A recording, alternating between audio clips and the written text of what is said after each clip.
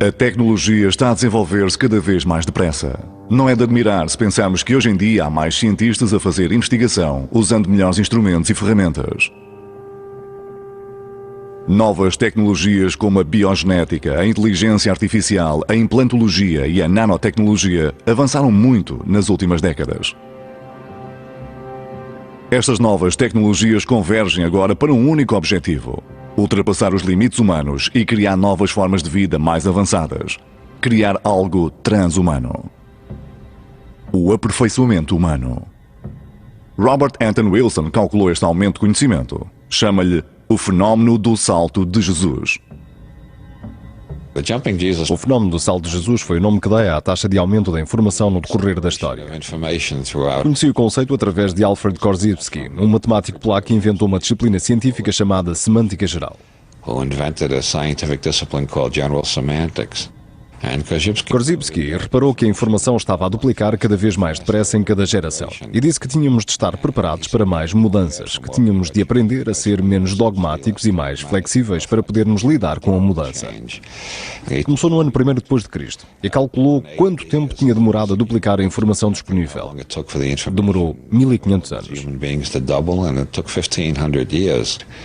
O que nos leva à época em que Leonardo da Vinci teria cerca de 40 anos, o auge do Renascimento. Tive de chamar a esta unidade um Jesus, ou seja, um depois de Cristo. Tínhamos um Jesus, em 1500 tínhamos dois Jesus. A duplicação seguinte só demorou 250 anos. Já dá para ver o facto da aceleração. Em 1750 tínhamos 4 Jesus. A duplicação seguinte demorou 150 anos. Em 1900 tínhamos 8 Jesus. A duplicação seguinte só demorou 50 anos. E em 1950 tínhamos 16 Jesus. Em 1960, apenas 10 anos depois, tínhamos 32 Jesus. E em 1967 tínhamos 64. Em 1973, 128 Jesus. A última estimativa que vi, feita pelo Dr. Jacques Vallée, um cientista de computação, é que a tecnologia duplica todos os anos. Mas isso já foi há 5 ou 6 anos. Vi na internet alguém que dizia que estava a duplicar de 6 em 6 meses.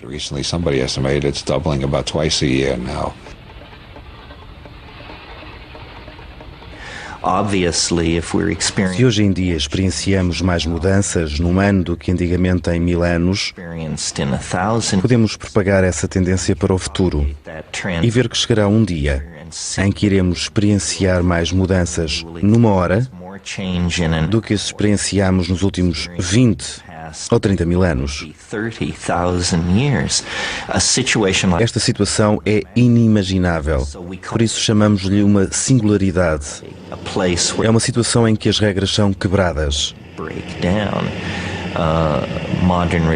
As religiões modernas anteciparam a singularidade e chamaram-lhe o eschaton, o fim dos tempos. As comunidades tecnológicas definem a singularidade como a chegada da inteligência artificial ou algo assim.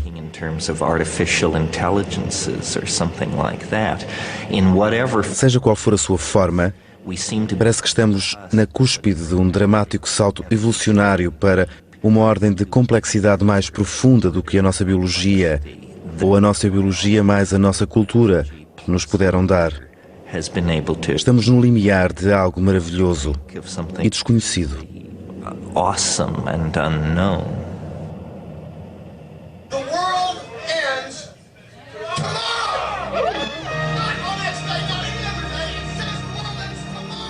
Preparando a singularidade. Um futuro em que o conhecimento evolui a uma velocidade infinita. É óbvio que nenhum ser humano normal será capaz de acompanhar esta aceleração.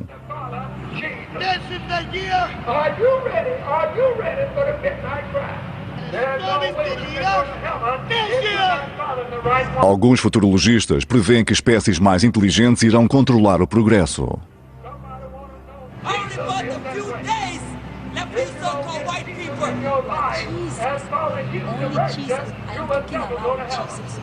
Podem ser inteligências artificiais, seres humanos geneticamente modificados ou uma combinação de ambos.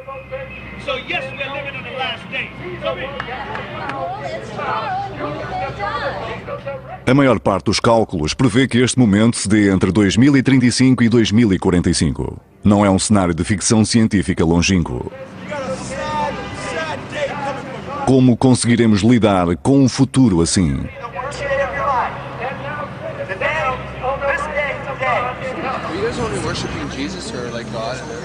It's like you're just saying that only Jesus can fill that place, and I'm saying that to every person there's an intricate Savior. You know what I'm saying? It doesn't have to be just Jesus.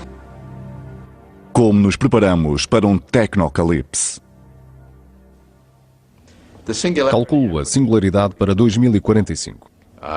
Nessa altura, a inteligência não biológica que criarmos nesse ano será 1.000 milhões de vezes superior à inteligência biológica humana.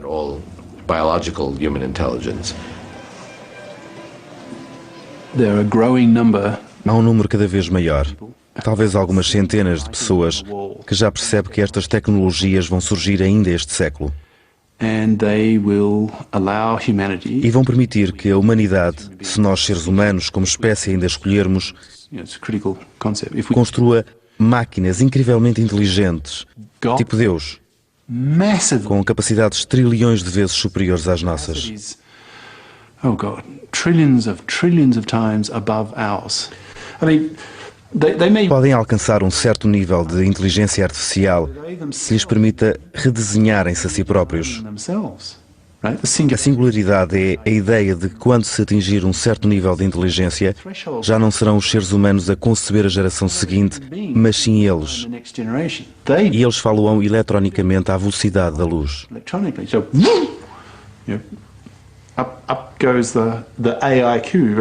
O que acelera rapidamente e nós perdemos o controle. Ficamos sentados a ver o que acontece. Eles serão os chefes. Durante algum tempo tentei perceber porque é que não havia mais resistência aos vários objetivos tecnológicos. Eu diria que o computador é um instrumento que permite aos seres humanos serem mais poderosos do que realmente são. Por isso, tudo o que venha da revolução informática eu considero perigoso, muito perigoso. Diria até que nos próximos 20 ou 30 anos iremos assistir à catástrofe. Durante o desenvolvimento tecnológico nunca houve um momento em que parássemos para o avaliar. Toda a gente diz, esperem, isto vai melhorar. Ou, sim, agora há uns problemas, mas nós iremos resolvê-los. E assim temos adiado as avaliações, as decisões, e isso é irracional. And that's irrational. You ain't got much time left, because God said, Christ said if you don't cut the time short, there'll be no flesh left to inherit the earth. You known as the mad scientist. A aceleração do ritmo da inovação não é apenas desestabilizadora, também coloca toda a gente na defensiva. Chamemos-lhe stress. As pessoas estão aos tombos. Em parte é devido à ansiedade. É assim que queremos viver? Por que não abrandamos um pouco? Qual é a pressa? Não estou interessado num futuro em que há seres pós-humanos, se eu não for um deles. É muito importante para mim viver e progredir no futuro. Eu quero estar lá. Podem aproveitar a teoria da inteligência e melhorar os seus circuitos de maneira a serem Einsteins ainda mais inteligentes. Serão como deuses para nós, seres humanos com os nossos cérebros minúsculos. There are two things that are infinite: the universe and human stupidity. A espécie humana já tem um cérebro demasiado grande. Agora os computadores podem aumentar a potência desse cérebro quase sem limites. O problema não são as máquinas. Os macacos atrás das máquinas é que têm de ser controlados. Somos todos estúpidos, não pensamos muito bem. Não conseguimos decorar mais de 7 números seguidos. Temos uma péssima memória de curto prazo. Não podemos pensar em longas cadeias de raciocínio sem nos esquecermos onde começamos. Tudo isto são defeitos de design, na minha opinião. Estaremos a melhorar ou a reparar um defeito. Não importa. Devemos usar a tecnologia para nos tornarmos melhor. Estou convencido que os tecnologistas do MIT MIT, com os seus sofisticados laboratórios e inteligências artificiais, estão certos quando dizem que daqui a 50 anos a questão será se as máquinas quererão ter-nos por perto, como animais de estimação ou não. Quem diz que por qualquer razão, no futuro, as máquinas não vão decidir que os seres humanos... Uma peste. São tão inferiores a nós, estão a incomodar-nos, estão a comer os recursos que nós precisamos, os átomos que precisamos para crescer ainda mais. Não estou preocupado. Quer dizer, estou, mas não demasiado, com a possibilidade de as máquinas nos ultrapassarem e nos tratarem como animais de estimação. Acho que nós nos iremos integrar cada vez mais com a tecnologia, com os computadores, com os robôs. Não será uma situação de eles versus nós, em que eles são a classe dominante e nós os servos. Acho que estaremos muito mais integrados. Essa é a pergunta mais difícil. Iremos ficar com a carne? Iremos agarrar-nos ao corpo e ter uma ligação à natureza animal? Ou vamos passar a ser conjuntos de eletrões desincorporados, a viver em realidades virtuais feitas apenas de circuitos? Acho que pode ser qualquer uma das hipóteses. Haverá fundamentalistas que não quererão a transformação tecnológica e haverá utópicos que a quererão por completo. Vai ser a fronteira moral, onde cada um terá de tomar a sua decisão. Que quantidade de tecnologia queremos introduzir nas nossas vidas?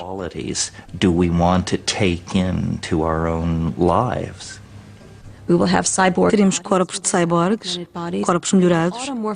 Iremos transformar-nos no veículo que nos permita sobreviver por mais tempo, com mais prazer e menos dor, com mais facilidade e elegância.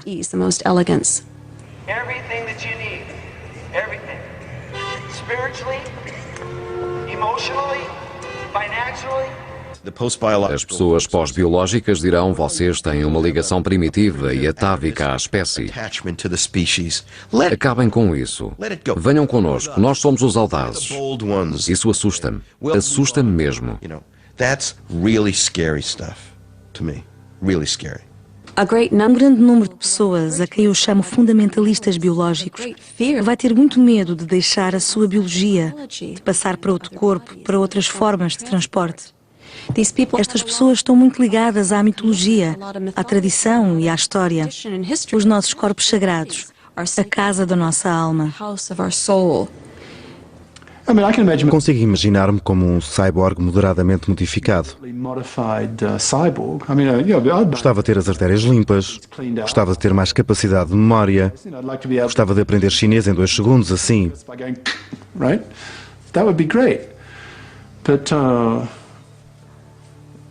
Mas isso não é nada, em comparação com o que os artilectos, tipo Deus, sim, mesmo tipo Deus, podem vir a ser. É uma questão filosófica dizer se ainda é humano. Na minha opinião, ultrapassa largamente a biologia. Mas eu não defino o ser humano apenas como biológico. Já estamos a ultrapassar a biologia. Não há um único órgão no nosso corpo, incluindo regiões do cérebro, para os quais não haja já substitutos, extensões ou alargamentos. Artificial deixa de ser humano? Se tiver um implante cerebral, deixa de ser humano? E se forem 2 implantes cerebrais? Talvez sejamos humanos até aos 10 implantes e a partir do 11º deixemos de o ser. Se tivermos nanorobôs, robôs do tamanho de células, que são na verdade computadores que interagem com os nossos neurónios biológicos, ainda somos humanos? O nanorobô pode ser, mas... E 500 milhões de nanorobôs? Não sei como é que se vai parar isto. Deve ser quando tivermos destruído metade da vida humana. Quando, devido a um erro tecnológico, tivermos criado doenças, venenos, o aquecimento global,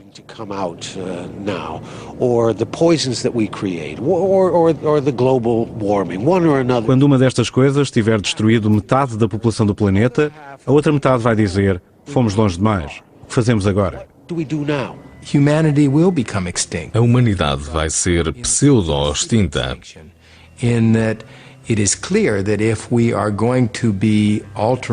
Vamos alterar a nossa biologia. Vamos transformar-nos. Vamos mudar de maneira radical e nunca vista. O que quer dizer que o Homo sapiens, tal como o conhecemos, vai deixar de existir. Mas isso é uma loucura. É uma espécie de tecnocegueira querer o fim da espécie humana para a transformar numa espécie mecânica. É um tipo de espécie acida, a destruição de uma espécie versus um teocida, a morte de Deus. Se escolhermos não construir estes artilectos, estamos, de certa forma, a acabar com a possibilidade de criar deuses. É uma espécie de morte de Deus. O que é pior? É suicida. É ecocida. Acho que as pessoas já começaram a perceber e há muitas que dizem: parem, temos de estabelecer um limite. Mas isto não pode ser parado. É uma frente maciça que está a avançar. A genética é um dos fatores, os computadores são outro, as comunicações outro. Tudo na vida está a mudar a um ritmo muito elevado.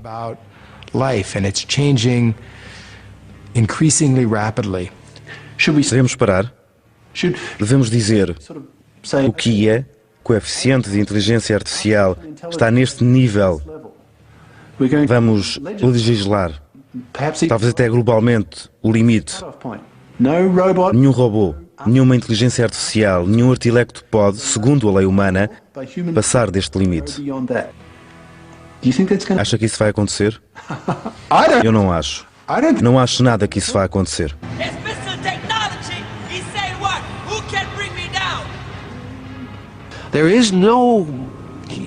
Não há nenhum controle humano, social, governamental sobre o que estas tecnologias estão a fazer e irão fazer. Como vamos parar uma indústria de trilhões de dólares? A indústria da robótica, as futuras Microsoft e Intel de 2030, 2040 vão ter por base o cérebro artificial e vão ser enormes.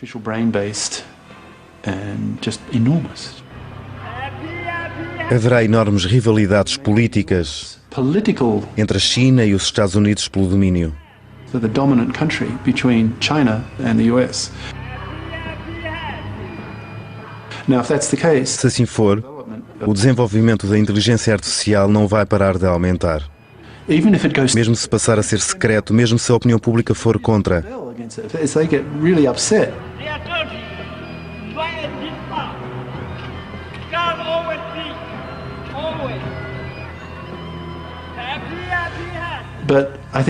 Mas a principal razão para não parar é que pelo menos metade da população será ideologicamente a favor da sua continuação.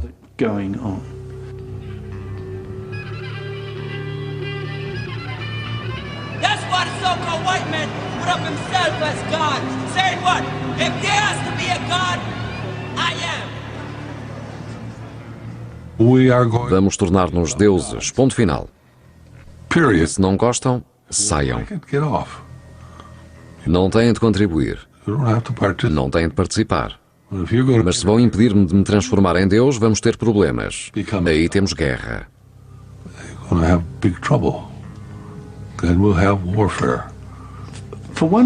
Para alguns, estamos a criar deuses. É incrível. É maravilhoso. É inspirador. É energizante. É o grande objetivo da humanidade. Por outro lado, corremos o risco de ver toda a espécie humana alienada por estas criaturas superiores que podem...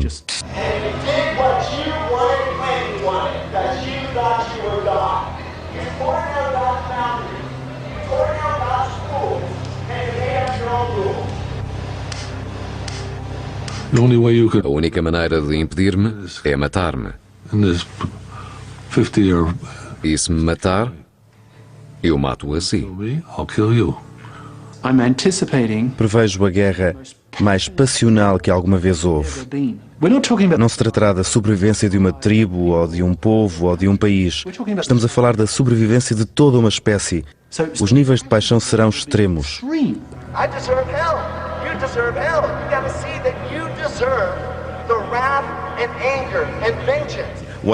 Estou a falar de uma renovação da nossa existência. Tudo bem, tem problemas.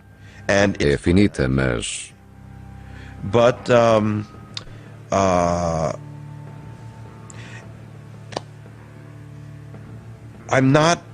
Não estou convencido a fugir dela.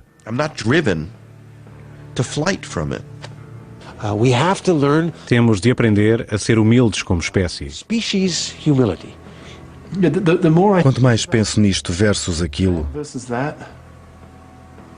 mais magnífico isto se torna, porque o seu potencial é muito maior. 1 bilhão de pessoas será dizimado.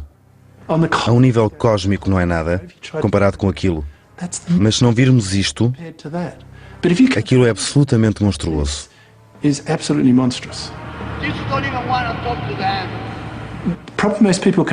A maior parte das pessoas consegue antecipar o horror. É um conceito fácil de entender. As pessoas morrem, as pessoas são atropeladas, é só multiplicar isso por 1 bilhão. É relativamente fácil de entender. Isto é muito mais difícil. É emocionante porque alguma coisa irá acontecer. Sem isso, não acontecerá nada e teremos uma civilização que viverá talvez 1 milhão de anos a fazer a mesma coisa todos os dias. E quando o sol ficar demasiado quente ou frio, desaparecerá. Não percebo o valor daquilo que não muda. Dizem que daqui a X milhares de anos o Sol vai explodir, por isso temos de nos preparar agora. Está bem, isso é muito interessante, mas e se nos preparássemos para o choque tóxico do nosso planeta hoje? Há hoje em dia muitas pessoas sem casa e sem comida. A explosão do Sol pode esperar. Not enough food. So the explosion of the sun can wait. Only a fool is gonna pollute the water that his own damn kids have to drink. Only a fool is gonna what? It's gonna pollute the air that he have to breathe. Estamos numa altura da história em que, pela primeira vez, podemos pensar em alimentar toda a gente.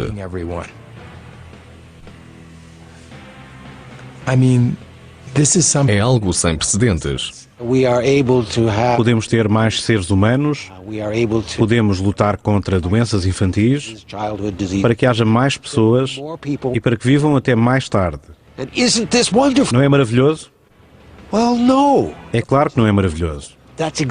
Esse é exatamente o problema. Há demasiadas pessoas a viver demasiado tempo e a usar os recursos da Terra. Uma espécie entre bilhões de espécies está a usar todos os recursos em seu único proveito.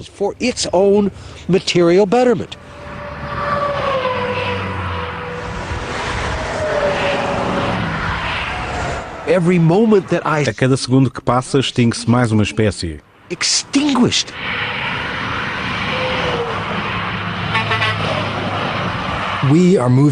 À medida que nos aproximamos do desconhecido, vemos muitas possibilidades de catástrofes e a reação imediata é: temos de parar o desenvolvimento. Mas não conseguimos.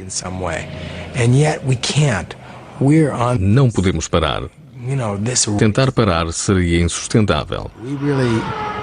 We can't stop it because if we try to stop it, it will be completely unsustainable. A população humana chegou a um nível tal que não é sustentável sem tecnologia.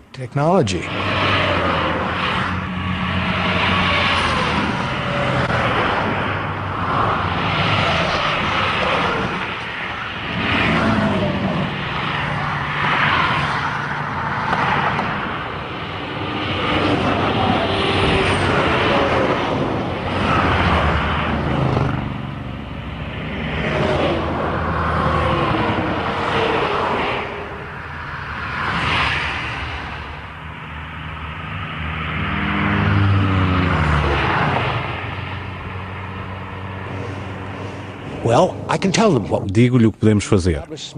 Criamos pequenas comunidades com pequenas tecnologias. É muito simples.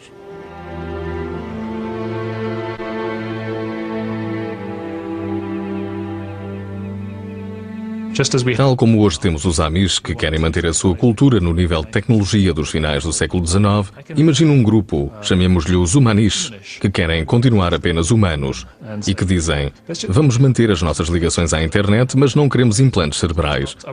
Não vamos melhorar a nossa inteligência, vamos manter tudo no nível de tecnologia de hoje. Se é isso que eles querem, tudo bem. A maior parte de nós vê vantagens de viver mais tempo, de ser mais inteligente, de refinar as nossas emoções e personalidades. Não podemos voltar para trás e não podemos ficar no mesmo sítio. Somos presos por ter cão e presos por não ter. Andamos neste caminho tecnológico há 15 mil anos. É tarde demais para mudarmos de direção. As nossas mãos, as nossas mentes foram feitas para a manipulação da matéria, para a criação da tecnologia. Acho que o futuro é emocionante. I think the future is marvelously exciting and bright.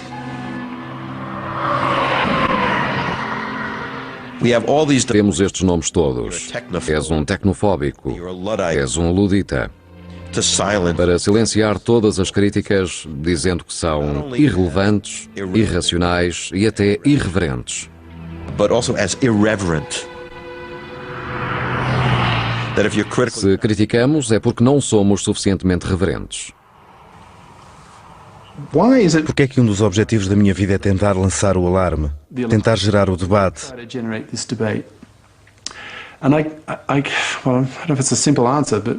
Uma das razões é porque sou ambivalente. Se eu fosse 100% cosmicista, faria o meu trabalho em silêncio e não diria nada, porque quero que a tecnologia exista.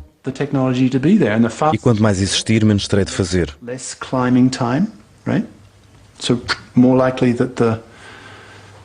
Os artilectos podiam ser construídos calmamente e depois, pronto, já lá estavam.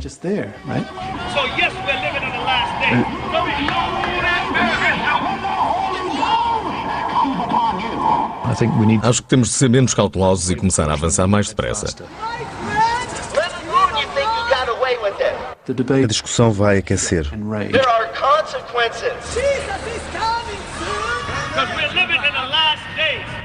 As pessoas estão a escolher um dos lados.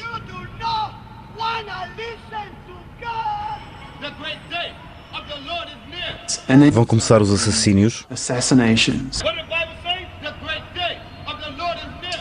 sabotagem.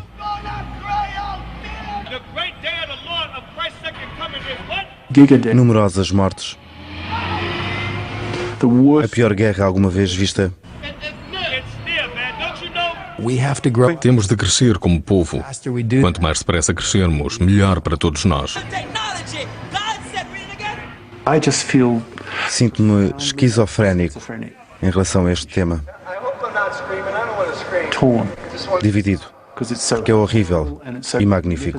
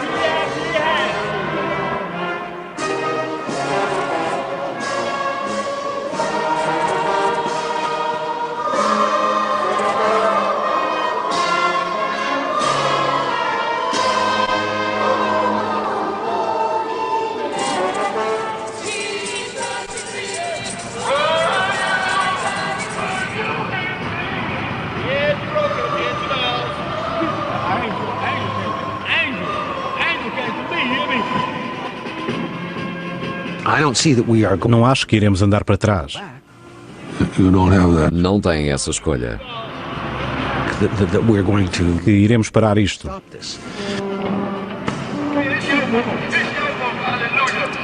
Vamos parar isto. Vamos negar a criação de toda esta magnificência. Não tem essa escolha. De todas estas coisas incríveis que existirão no futuro. É uma tragédia. Seria horrível se fizessem isso. Poderiam ir para todo o lado. Seriam imortais. Seriam imortais.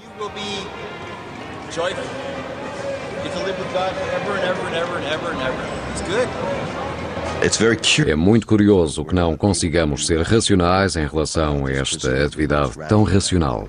Se a natureza é sagrada, a antinatureza, a tecnologia deve ser o diabo.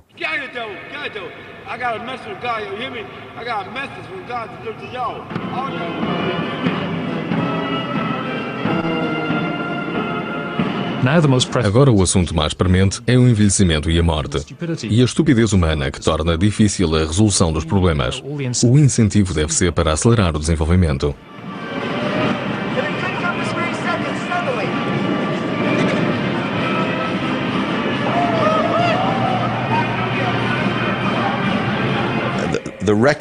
O passado é bem claro. Os seres humanos não são capazes de usar a tecnologia de uma maneira segura e confiável. O seu potencial para causar danos é enorme. Se os seres humanos não se reinventarem, acho que a solução para nós hoje é a mesma que foi para os luditas. Os luditas pegaram num grande martelo e destruíram as máquinas que os incomodavam. Esta máquina incomoda-me. Incomoda a nossa vida e vai destruir a nossa vida. É isto que devíamos fazer.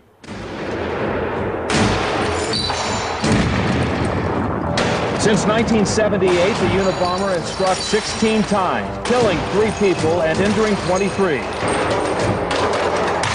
This may be what he looks like. Sir, are you the Unabomber? Sir, are you the Unabomber? You have anything to say at all? It's your chance to make a statement, sir. Theodore Kaczynski era o Unabomber. Era um matemático brilhante, um professor assistente da Universidade da Califórnia. Depois de 2 anos, demitiu-se sem qualquer explicação e foi viver para uma pequena cabana na floresta.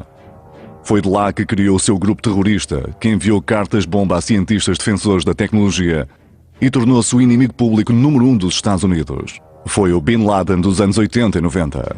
No seu manifesto, publicado por vários jornais nacionais, enfurecia-se com a sociedade moderna. Dizia que os defensores da tecnologia moderna são ingênuos no seu otimismo. Se os cientistas conseguirem fazer máquinas inteligentes, dizia ele, o destino dos homens ficará nas mãos dessas máquinas. Kaczynski defende que o lado bom e o lado mau da sociedade industrial e tecnológica não podem ser separados. Por isso declara-se revolucionário. A destruição do sistema deve ser o único objetivo da revolução. As fábricas deviam ser destruídas, os livros técnicos queimados. A alternativa proposta por Kaczynski é voltar à natureza. Chama-lhe natureza selvagem, porque percebe que isso significa também abrir mão da justiça social, do sistema de saúde moderno e da segurança social. Estou convencido de que o Unabomber disse o que muitas pessoas pensavam. Ele deu um passo à frente dizendo, para sermos ouvidos, tivemos de matar pessoas. Tivemos de matar pessoas. É um pensamento horrível, mas também é verdade. Como conseguimos espaço e atenção para estas questões? How do we create the space and the attention to these issues? Okay. Kaczynski conseguiu matando pessoas. Bem, talvez haja maneiras melhores de o fazer, não sei. O que podemos esperar das próximas décadas? As previsões tecnológicas apelam aos medos mais profundos das pessoas e às suas mais elevadas esperanças. Um debate racional sobre o futuro não parece possível. Está até para lá das capacidades humanas. Não seremos humanos demais para nos tornarmos transhumanos.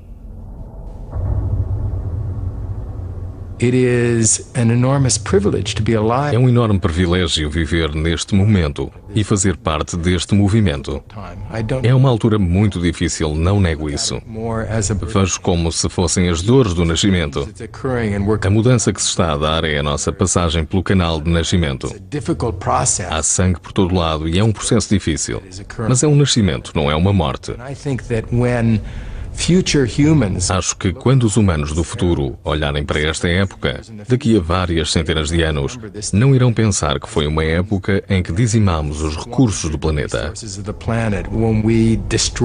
Verão um momento em que desenvolvemos as tecnologias básicas, a base da sociedade deles. When we developed the basic technologies, the basis for their societies, desenvolvemos a engenharia genética, a capacidade de alterar o nosso mapa genético, que é algo sem precedentes, nunca acontecer em 3,5 mil milhões de anos. Começámos a caminhar para o espaço. Durante 3,5 mil milhões de anos, a vida, toda a vida, estava limitada a esta fina superfície do planeta. E agora, de repente, em apenas um instante, estamos a avançar para o universo.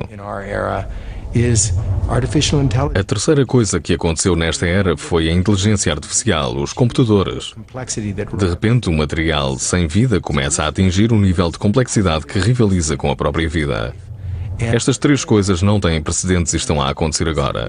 É de admirar que estejam a abalar o ambiente e a causar extinções. Isto vai dar a base não apenas dos próximos 100 anos, mas dos próximos milhares de anos. Dezenas de milhares de anos, se não mesmo milhões de anos. Vejo um longo futuro pela frente. Algumas pessoas já estão a preparar-se para fazer parte desta era transhumana. Uma delas é Terence McKenna, um etnobotânico que estudou xamanismo na Amazónia. Segundo McKenna, para nos prepararmos para uma vida futura, primeiro temos de nos preparar mentalmente. A melhor maneira de o fazer, segundo ele, é através do consumo de drogas psicadélicas. De certa maneira, esta crise histórica ou singularidade que se aproxima é tipo uma transição de um mundo de poucas dimensões, 2 ou 3, para um mundo de 5 ou 6 dimensões. É o que eu acho que acontece ao sistema mente-cérebro humano sob a influência de drogas psicadélicas. Por isso, a melhor maneira de lidarmos com a singularidade que se aproxima é dissolver e reconstruir repetidamente a nossa personalidade através destas substâncias. Esta é uma das substâncias psicadélicas mais interessantes. Salvia divinorum. É uma das plantas que irá formar as próximas décadas.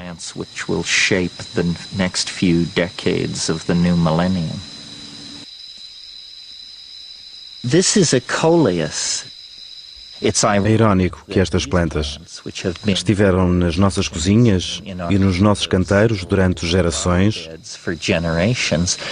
afinal contenham compostos psicoativos tão poderosos quanto os feitos pela ciência.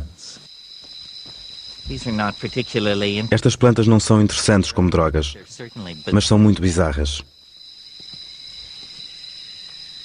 Quando tomo substâncias psicadélicas,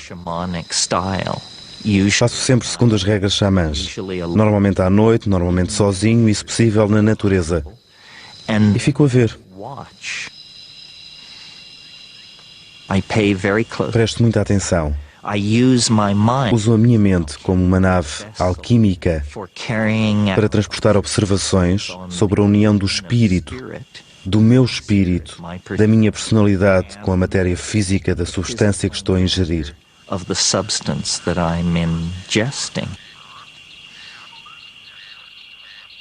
Na experiência humana, não há nada mais parecido com a singularidade do que a experiência psicadélica.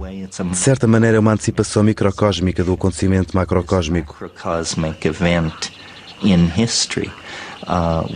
Quando ingerimos substâncias psicadélicas e experienciamos um mini-apocalipse, uma mini-revelação, isso prepara-nos para os grandes eventos do futuro.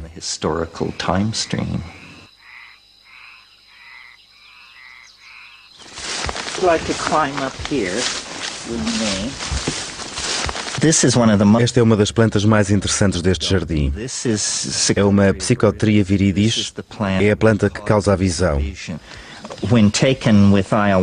Quando tomada com ayahuasca em líquido, a experiência dura entre 4 a 6 horas. Não é tão intenso quanto fumá-la. Fumá-la é a experiência mais intensa que há. This side of the yawning grave.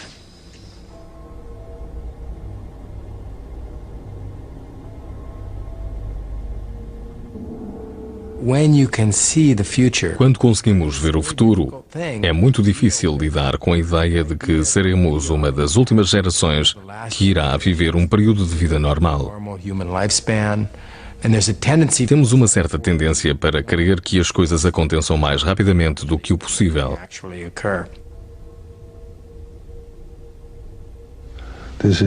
É o desafio intelectual mais importante.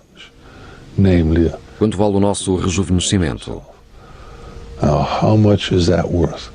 Vale muitíssimo dinheiro.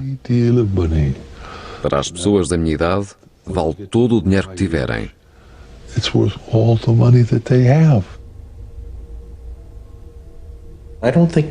Acho que não vivemos o suficiente. Demoramos 50 anos a entender a matemática moderna. Queremos prolongar a vida. Em última análise, não queremos morrer. Não se trata de se, trata-se de quando teremos nas nossas mãos o conhecimento molecular e genético que nos permita aumentar a duração da vida humana, talvez em centenas de anos.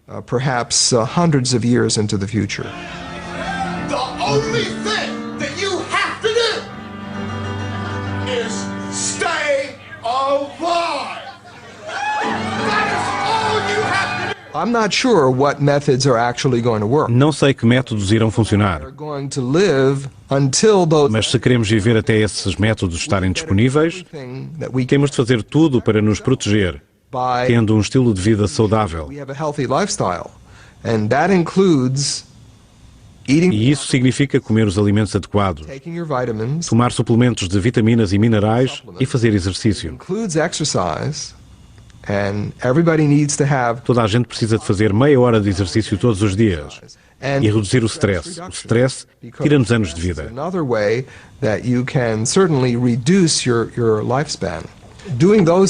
Fazer estas 3 coisas é uma parte essencial do que eu chamo o plano ponte. O plano que temos de cumprir para atravessarmos a ponte de agora para a altura em que estas maravilhosas intervenções médico-científicas estiverem disponíveis.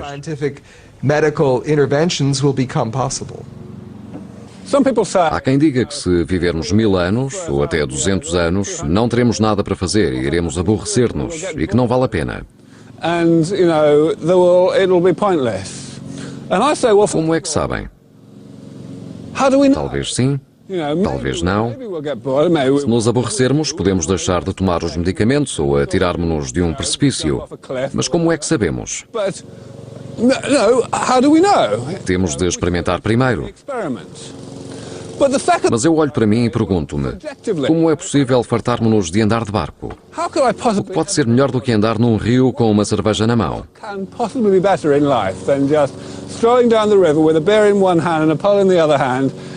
Posso viver 1 milhão de anos que nunca me fartarei disto.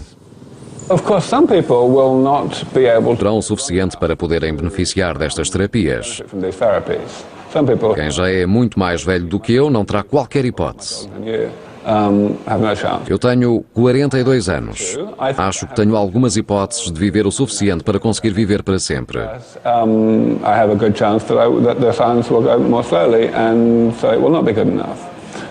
Mas também é possível que a ciência ande mais devagar e não dê. Quem está interessado em viver muito tempo devia pensar bem na preservação criogénica. Aqui está o tanque. Cryonics. There's experimentation now with the possibility that a body might be frozen and revived. If the frozen traveler awakes, what will he find? The advance of science tempts us to speculate on the nature of the world which lies ahead. Explicaram-me um pouco a ideia básica da criogenia e achei ótima ideia.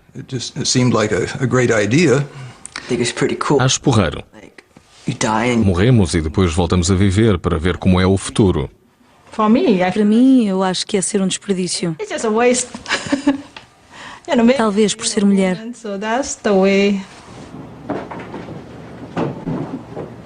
A criogenia é um processo através do qual as pessoas são congeladas pouco tempo depois de morrerem, na esperança de que a informação que está codificada no cérebro seja usável para reconstruir a pessoa no futuro.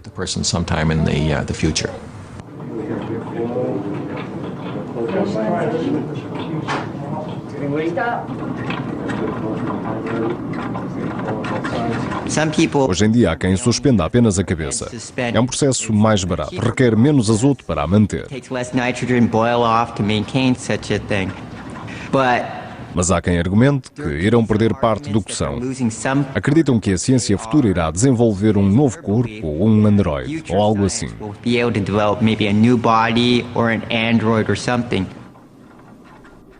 Cada vez mais pessoas escolhem apenas a cabeça. Não só por ser mais barato, o processo também é mais fácil de controlar. Como vão recuperar o corpo é que ainda não se sabe. Mas há muitos exemplos na natureza que dizem ser possível.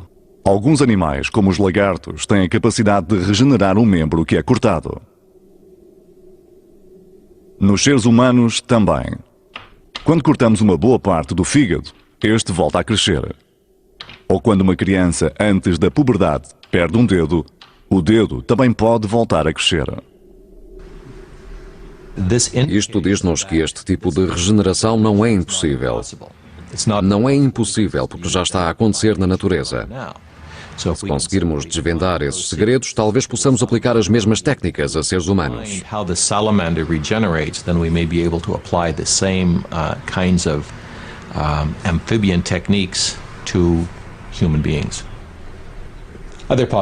Outra possibilidade.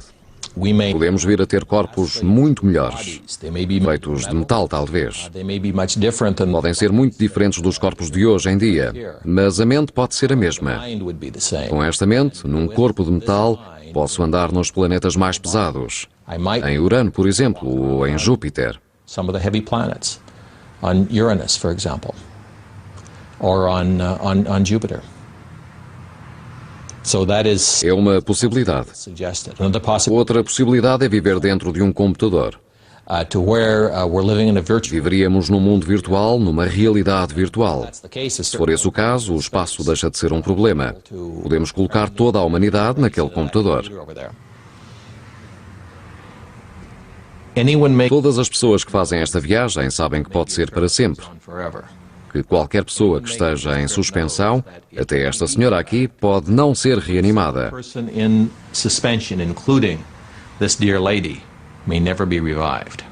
É um risco, mas não há como não corrê-lo.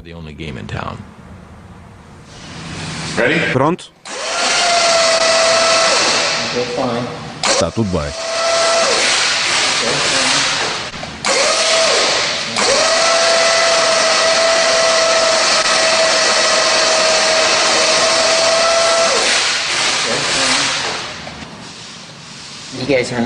Não vão poder ver os tanques todos.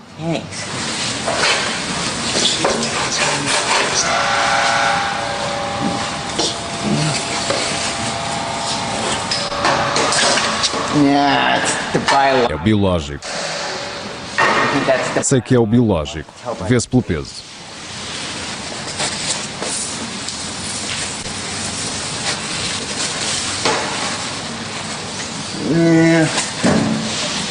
Desculpem. Não é este. Acho que é óbvio que é a solução. A criogenia tem alguns aspectos religiosos. O nosso céu é, de certa maneira, o futuro. E o nosso Deus é, de certa maneira, a tecnologia.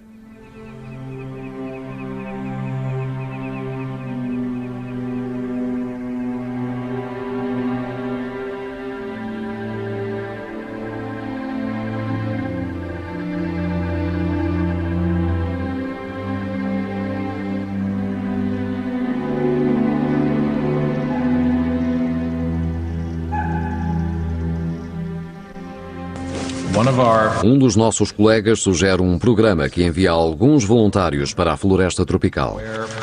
You send a bunch of volunteers into the rainforest. And the volunteers... Os voluntários não são pessoas com formação e não distinguem as espécies em vias de extinção das outras. Mas pegam num saco e numa pá e recolhem o que veem. Have shovels and they grab some of this, they see a plant over here, they grab that, and they get 99,9% vai ser lixo. 9% of this is going to be junk, but 1%, mas talvez 1% seja muito valioso. Plant or an animal. Pode ser uma planta ou um animal da floresta tropical ou de outro ambiente que ainda não tenha sido descoberto e que seja dizimado se não salvarmos imediatamente da melhor maneira possível. The best way that we can. Adorava ter ecossistemas inteiros guardados nos cofres que a American Cryonic Society está a construir para guardar para a posteridade algumas formas de vida do século XX.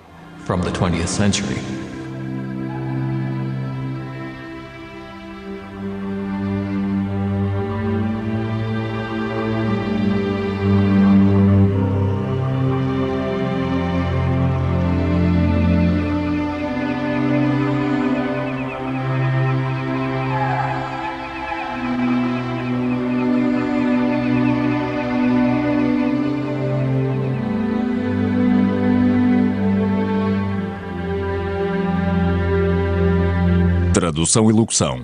Dialetos.